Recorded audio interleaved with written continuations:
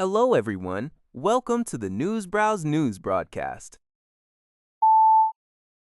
According to a report by the Liberty Times, South Korea's National Assembly has approved the appointment of Han Seong-sook, the Minister of SMEs and Startups, as the country's new prime minister.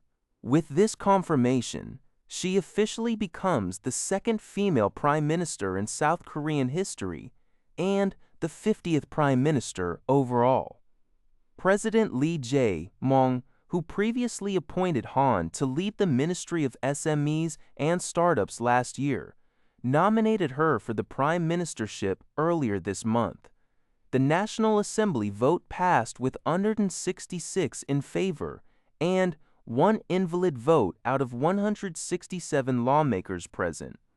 However, the vote was boycotted by the main opposition People Power Party, which claimed she was unqualified for the role. Han Seong-sook is a prominent figure in South Korea's tech industry, having served as the first female CEO of the internet giant Naver from 2017 to 2022.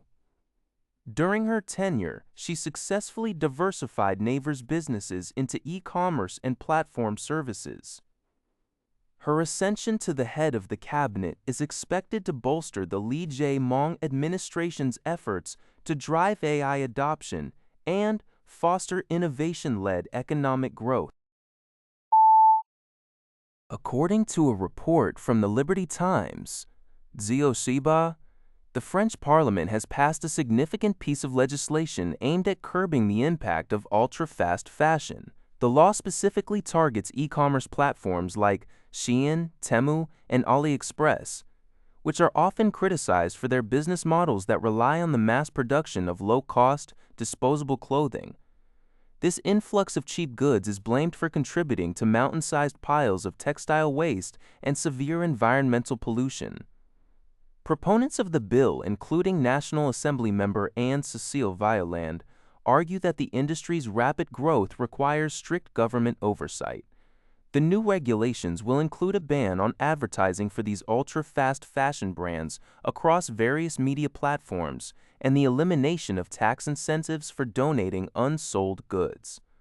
Although some lawmakers have expressed concern that the final version of the law was weakened by intense lobbying, the government maintains that this is a vital step toward protecting France's domestic textile industry and reducing the ecological footprint of consumer habits. According to Al Jazeera, dozens of people have died in Ghana and the Ivory Coast following severe floods and landslides triggered by days of torrential rainfall.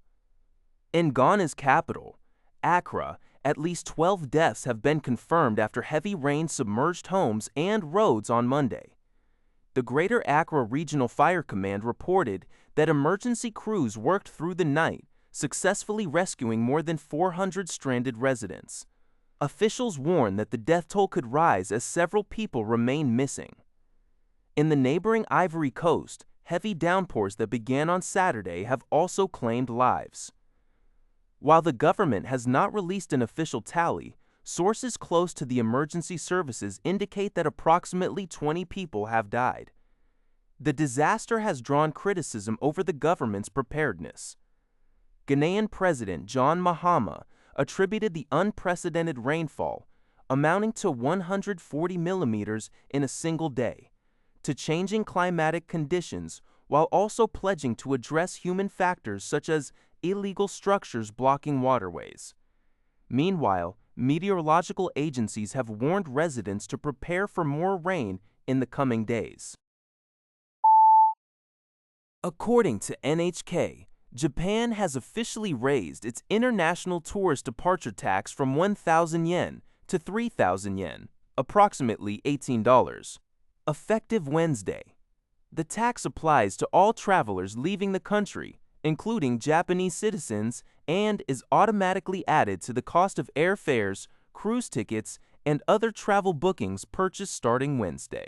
The departure tax has previously generated about 50 billion yen, some $308 million annually for the Japanese government.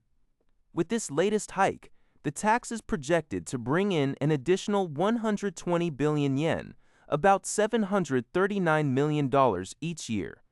The government plans to allocate these extra funds to address the challenges of over-tourism and support the infrastructure needed to manage the rising influx of foreign visitors.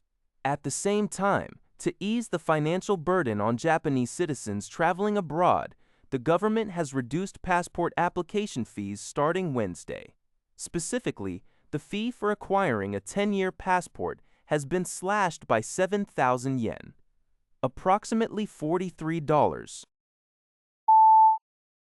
According to Global News, Canadian Prime Minister Mark Carney is scheduled to travel to Saudi Arabia for a bilateral visit from July 8 to 10, following his participation in the NATO summit in Ankara, Turkey. During this visit, Carney will hold his first in-person meeting with Saudi Crown Prince and de facto ruler Mohammed bin Salman.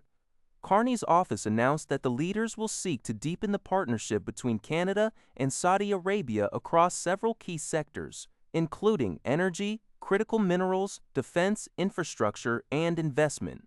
Saudi Arabia currently stands as Canada's second-largest trading partner in the Gulf region, with bilateral trade reaching $3.5 billion in 2025. The high-profile visit follows recent trips to Saudi Arabia by several other Canadian ministers earlier this year.